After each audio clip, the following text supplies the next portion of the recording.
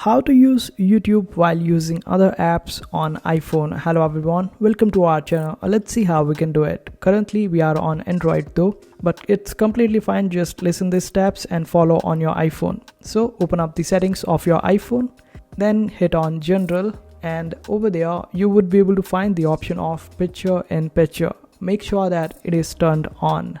After that, you need to open up the YouTube on your iPhone, and here just simply click on U at the bottom right hand side corner. After that, click on the settings at the top right hand side corner.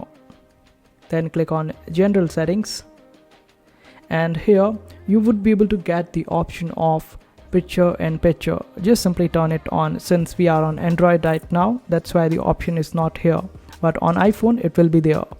If the option is still not there, make sure that you have updated your iPhone to the latest version, and also make sure that your apps are up to date.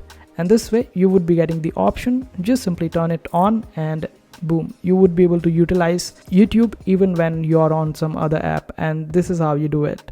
I hope this video was helpful. Make sure to hit that like button and also subscribe to our channel for more helpful videos.